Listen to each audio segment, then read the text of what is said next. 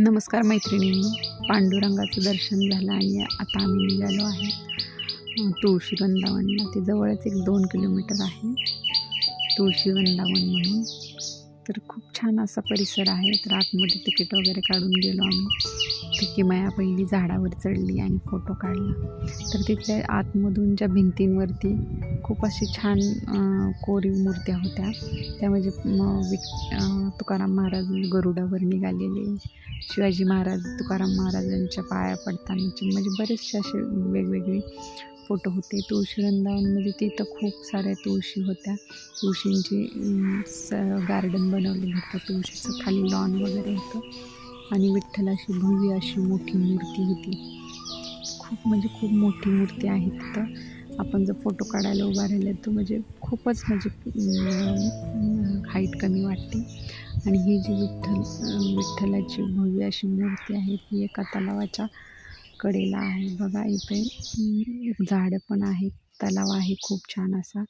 त्या तलावाचं पाणी असं निळसर दिसत आहे आणि ती मूर्ती किती शोभून दिसते आहे. खूप लोक इथं दर्शनासाठी, पाहण्यासाठी, तुळशी वृंदावन पाहण्यासाठी येतात. कारंज्यासाठी पुढे एक गोल सर्कल आहे, पण तिथं पाणी नव्हतं. आणि हे जे तुळशी आहे ते खूप अशा तुळशी आहेत आणि तुळशी लावूनच त्यांनी ते कटिंग करून गार्डन बनवलेलं आहे. म्हणूनच याला तुळशी वृंदावन हे नाव दिलेलं आहे. आणि हे बघा, परत येतानाच्या भिंतींवरती पण खूप सारे असे छायाचित्र आहेत जे पेंटिंग केलेलं आहे खूप छान असं.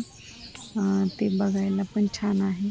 ते इतकी गार सावली होती तिथं. आम्ही सर्वांनी जेवण केलं बसून, थोड्या वेळ गप्पा मारल्या, बसलो आणि फोटो वगैरे काढले विठ्ठलाच्या मूर्तीसमोर.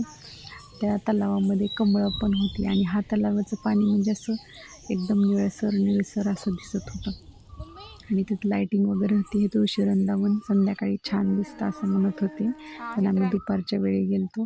खूप ऊन होतं. तरीही आम्हाला तिथे गेल्यानंतर गार्डन हे पाहिल्यानंतर खूप छान वाटलं. आणि तिथले फुलं घेऊन नरेंद्रने फुलांचे खूप छान असे केले. मुलं झाडांवरती खेळली.